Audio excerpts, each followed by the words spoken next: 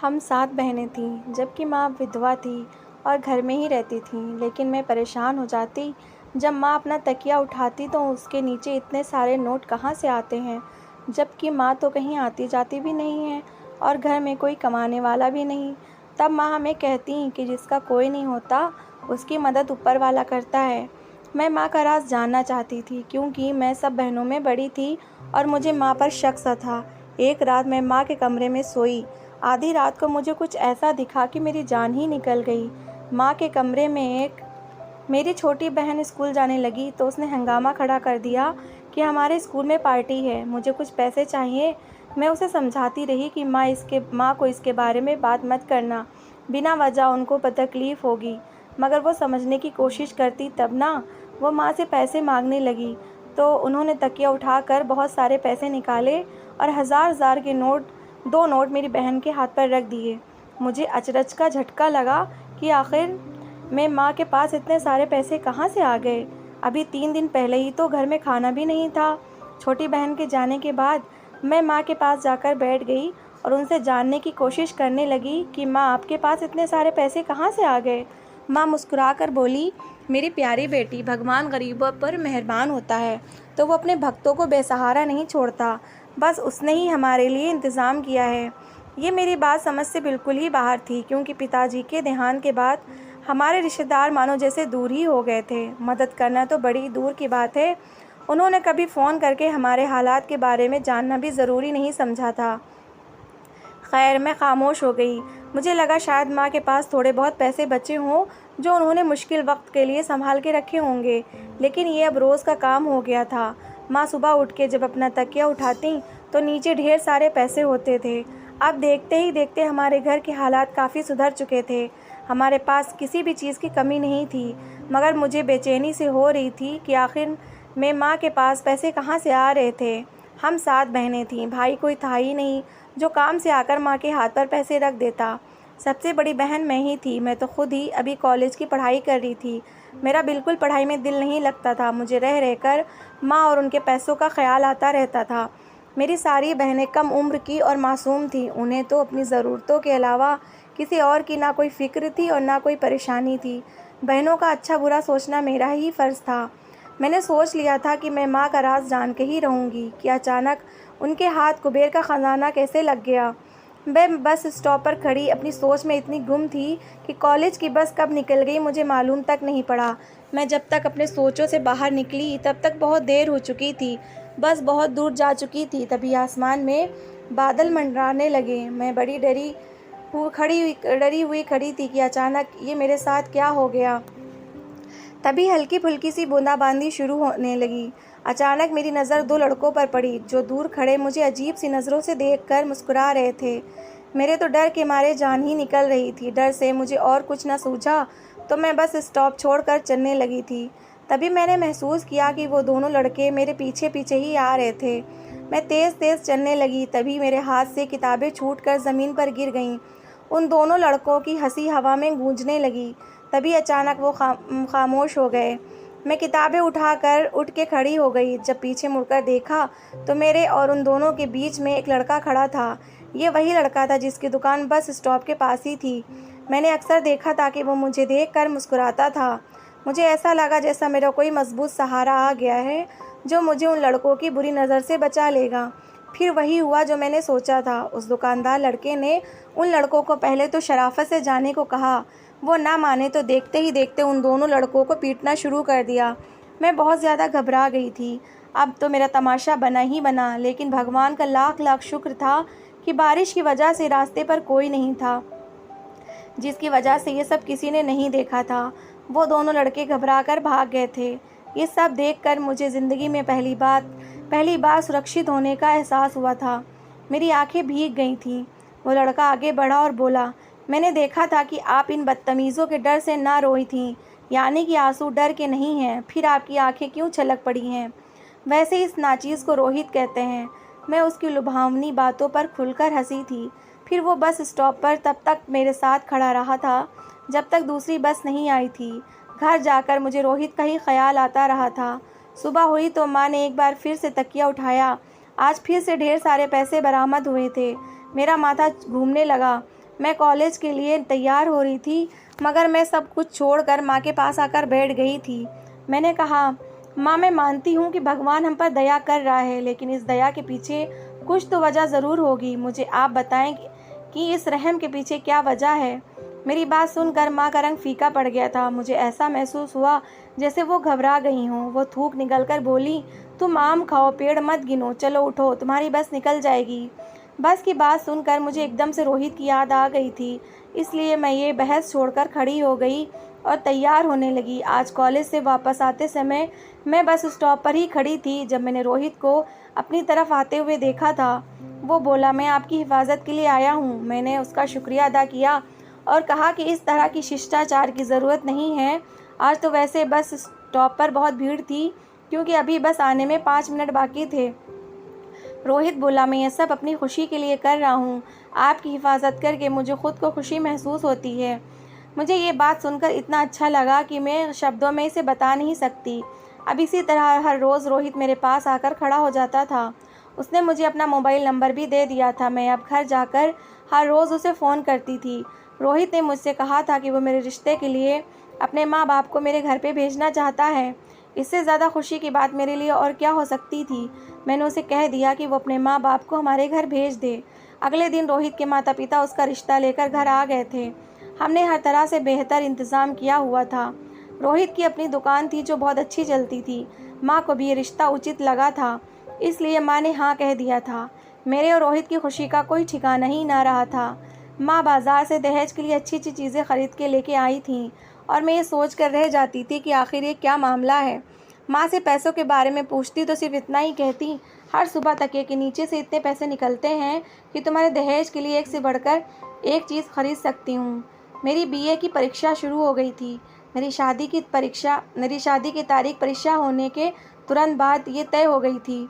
शादी की खुशी में मुझसे पढ़ाई तो नहीं हो पा रही थी, लेकिन फिर भी मैंने ध्यान लगाकर सारे विषय के पेपर जवाब अच्छे से लिखे थे। अब बस उम्मीद थी कि यकीनन रिज़ल्ट अच्छा ही आएगा। फिर देखते देखते मेरी शादी की तैयारियां भी शुरू हो चुकी थीं। हल्दी की रात मैंने माँ के कमरे में गुजारी थी। मैं जानना चाहती थी कि माँ के पास इतने ढेर सारे पैसे कहाँ से आते हैं। मैं सारी रात जागने की कोशिश कर रही थी, लेकिन मैं ज़्यादा देर अपनी नींद पर काबू पाने में नाकाम रही थी। सुबह 11 बजे माँ ने मुझे झटका देकर उठाया कि बारात आने वाली है। माँ बड़े गुस्से में थी। वो बोली, ना जाने कैसी लड़की है जो अपनी शादी के दिन भी गधे घोड़े बेचकर सो रही है। मैंने घड़ी में टाइम देखा तो मैं खुद भी परेशान हो गई थी। फिर उठकर जल्दी से अपनी तैयारी करने लगी। इतनी देर में मेरी सहेली भी आ गई। वो मुझे दुल्हन का मेकअप करने वाली थी। मेकअप करते करते 1 बज गया था। मुझे तो बस एक ही डर लग रहा था, ये कहीं ऐसा ना हो कि बारात आ जाए और मेरी तैयारी भी ना हुई हो। बारात का वक्त 1 बजे का था, मगर सभी जानते हैं कि ऐसे कामों में थोड़ा बहुत तो टाइम आगे पीछे हो ही जाता है। 2 बजे जब मैं तैयार हो गई तो मैं एकदम से रिलैक्स हो गई थी। अब अगर बारात आ जाती तो मुझे कोई फिक्र न होती। इतने में मेरी माँ कमरे में दाखिल हुई तो उनके चेहरे से हवाइयाँ उड़ी हुई थीं। वो बोली, मधु, रोहित को फ़ोन करके पूछो कि बारात कहाँ रह गई है, अभी तक आई क्यों नहीं। हमारे मेहमानों का तो भूख से बुरा हाल हो गया। मैंने माँ को तसल्ली दी कि बारात आ जाएगी, इतनी जल्दी किस बात की है। मगर मैं नहीं जानती थी कि मेरी बारात तो आएगी ही नहीं। मैं रोहित को फ़ोन करती रही, मगर उसका नंबर बंद आ रहा था। जब 5 बज गए तो हमारे घर आए मेहमान अपने घर वापस लौटने लगे थे। मेरा तो रो रो कर बुरा हाल हो गया था। इतनी देर में मेरी सबसे छोटी बहन रीना आ गई। वो बोली, दीदी की त्रिशा दी कहाँ है। त्रिशा मुझसे 2 साल छोटी थी। वो भी मेरे साथ कॉलेज आती जाती थी, मगर उसकी परीक्षा ख़त्म हो चुकी थी, इसलिए वो घर पर ही रहती थी। मैंने रोते रोते ही उसे जवाब दिया कि मुझे नहीं मालूम कि वो कहाँ गई है। बाद में हम सब लोग उसे ढूंढने लगे थे। इस तरह उसे ढूंढते ढूंढते रात के 10 बज चुके थे, मगर उसका कोई पता नहीं चल रहा था। ये बात बड़ी सीधी सी थी कि वो शादी के माहौल का फ़ायदा उठाकर घर से भाग गई थी। एक बेटी को तो बारात नहीं आई, दूसरी बेटी बिन बारात के विदा हो गई थी। इस धक्के को माँ बर्दाश्त नहीं कर पाई थी। उनकी शुगर हाई हो गई और उनको पैरालिसिस का अटैक हो गया। मुझ पर 3 दुखों का पहाड़ गिर पड़ा, मगर मैं बड़ी ढीठ थी, तीनों गम सह गई थी। माँ को 2 हफ्तों तक अस्पताल में एडमिट कर दिया था। फिर डॉक्टरों ने उन्हें यह कहकर छुट्टी दे दी थी कि हमने हर तरीके से कोशिश कर ली है, मगर भगवान के फैसले के आगे हम डॉक्टर भी बेबस होते हैं। हम आपकी माँ की टांगों को नहीं बचा पाए। मेरी माँ टांगों से अपाहिज हो गई थी। अब वो सारा दिन चारपाई पर पड़ी रोती ही रहती थी। लेकिन माँ के तकिए के नीचे से निकलने वाले पैसों का सिलसिला अब तक जारी था, बल्कि अब पैसे दोगुने हो गए थे। ये क्यों और कैसे हो रहा था, मुझे इसकी कुछ भी खबर नहीं थी। मैं घर में पड़े अपने दहेज के सामान को देखकर नाराज़ हो जाती थी।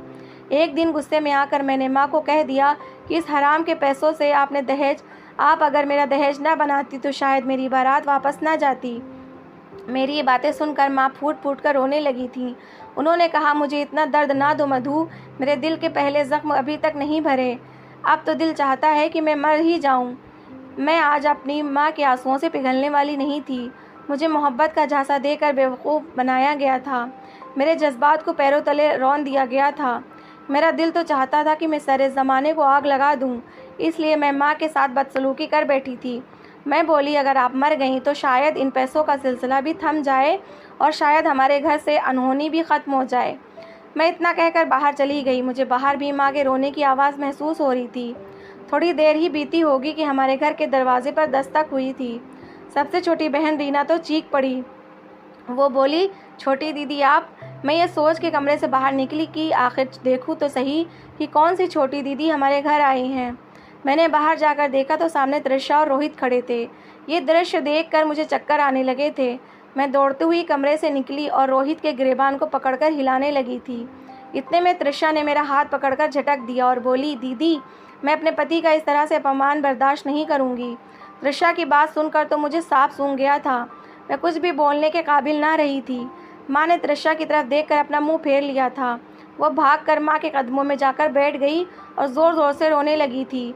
वो माँ के पाँव को चूमती जाती और उनसे माफ़ी मांगती जाती थी। फिर वो बोली तो मुझे लगा कि मैं फिर अब दोबारा सांस भी ना ले पाऊँगी। माँ, मैं और रोहित हम एक दूसरे से मोहब्बत करते थे। फिर मेरी परीक्षा ख़त्म हुई तो मैं घर में बैठकर रिज़ल्ट का इंतज़ार करने लगी थी। मेरी और रोहित की बात मोबाइल पर होने लगी थी। एक दिन छोटी सी बात पर हम दोनों के बीच बहुत बड़ा झगड़ा हुआ और हमने आपस का प्यार का रिश्ता ख़त्म कर लिया था। मैं तो सबसे छुप छुप कर अपनी मोहब्बत के गम में खोई रहती थी, मगर ये दूसरी लड़कियों से मोहब्बत के बारे में सोचने लगा था। मैं नहीं जानती कि दीदी और रोहित का रिश्ता कैसे पक्का हुआ, लेकिन जब मैंने रोहित की तस्वीर देखी तो मेरी मोहब्बत एक बार फिर से जाग उठी थी। मैं रोहित से फिर से मिली और उसे हकीकत बता दी कि मधु मेरी बहन है। रोहित अच्छा इंसान है, उसे अपनी गलती का एहसास हो चुका था, इसलिए उसने शादी के लिए इनकार कर दिया था और इस तरह हम दोनों ने भागकर शादी कर ली। लेकिन माँ, मुझे अगर ज़रा भी मालूम होता कि मेरी इस हरकत से आपकी हालत ऐसी हो जाएगी तो मैं अपनी मोहब्बत को आपके लिए कुर्बान कर देती। माँ, मुझे माफ़ कर दो माँ। अगर आप मुझे माफ़ नहीं करेंगी तो मैं जीते जी मर जाऊँगी। हम सभी तृषा की बातें सुनकर रोने लगे थे। माँ बोली, तृषा मैं सिर्फ तुम्हें एक शर्त पर माफ़ कर सकती हूँ कि जब तक मेरी मधु की शादी नहीं हो जाती तुम इस घर में कदम भी नहीं रखोगी। तृषा ने माँ की शर्त मंजूर कर ली थी। तृषा मेरे कदमों में गिरकर मुझसे माफ़ी मांग रही थी। रोहित भी मेरे आगे हाथ जोड़ दिए थे, मगर मैं उन्हें माफ़ करने की हिम्मत खुद में न रखती थी। कुछ दिनों बाद मेरा रिज़ल्ट भी आ गया था। मैं बहुत अच्छे नंबरों से पास हुई थी। मैंने माँ से परमिशन मांगी कि वो मुझे स्कूल में नौकरी करने दें। माँ ने झट से ना में सर हिला दिया था। वो बोली, भगवान का दिया हुआ सब कुछ तो है हमारे पास, पैसा भी है, फिर तुम क्यों 2 टके की नौकरी करोगी। मैं अपने दुख में इस तरह से उलझ गई थी कि मुझे दुनिया का होश ही नहीं रहा था। मैं तो ये तक भी भूल गई थी कि हर सुबह माँ के तकिए के नीचे से पैसे निकलते हैं। अब माँ की बातों ने मेरी आंखें खोल दी थी। मैंने तो ये तय कर लिया था कि अब तो ये राज पता करके ही रहूँगी। इसलिए अब मैं माँ के कमरे में सोने लगी थी। मैं माँ के कमरे में सोते हुए 2 रातें गुजार चुकी थी, मगर अभी तक मेरे हाथ कोई सुराग नहीं लगा था। आज तीसरी रात थी। आज मैंने सोच लिया था कि 1 सेकंड के लिए भी मैं अपनी पलकें नहीं झपकाऊंगी। ऐसे धीरे धीरे रात बीत रही थी, यहाँ तक कि रात के 3:30 बज चुके थे। तभी बाहर से आवाज़ आई जैसे कोई बाहर से हमारे घर में कूदा हो। मेरा पूरा शरीर डर से काँप उठा था। मैं अपनी आंखों से सारा नज़ारा देखने लगी थी। हमारे कमरे के दरवाजे को किसी ने धकेल कर खोला था और कोई दबे कदमों से अंदर दाखिल हुआ था। कमरे में दाखिल हुए शख्स को देखकर मैं तो दंगी रह गई थी। मैं उसको गौर से देख रही थी, तभी मेरे सिर पर आसमान टूट पड़ा कि ये यहाँ कैसे पहुँच गया। आज से 8 साल पहले की बात है, जब मैं स्कूल में पढ़ती थी। मुझे नई नई लड़कियों से दोस्ती करने का बहुत शौक़ था। हमारे क्लास में एक नई लड़की ने दाखिला लिया था। उसका नाम टीना था। वो क्लास में हम सब लड़कियों से बड़ी थी, इसलिए उसे कोई भी दोस्ती ना करता था। मुझे टीना की हालत देखकर बड़ा दुख हुआ था। वो सारा सारा दिन अकेली बैठी रहती थी। फिर मैंने उसकी तरफ दोस्ती का हाथ बढ़ाया था। देखते ही देखते हम दोनों की बहुत गहरी दोस्ती हो गई थी। मेरे पिताजी का स्वर्गवास होके 3 साल हो चुके थे। हम बहनें तब छोटी थीं। 7 बच्चों को अकेले पालना आसान काम नहीं होता, इसलिए माँ हम पर ज़्यादा ध्यान नहीं दे पाती थीं। मैं और त्रिशा अक्सर स्कूल में रुक कर कोई ना कोई खेल खेला करते थे, लेकिन मेरी माँ ने कभी हमारे बारे में पूछताछ नहीं की थी। हम स्कूल से घर इतनी देर से क्यों लौटती थीं? माँ की इस लापरवाही ने मुझे छूट सी दे दी थी। अब मैं हर रोज़ टीना के घर जाने लगी थी। एक दिन टीना बोली, मैं तुम्हें अपनी दूसरी सहेली के घर लेकर चलती हूँ। मैंने भी तुरंत हाँ कह दिया था।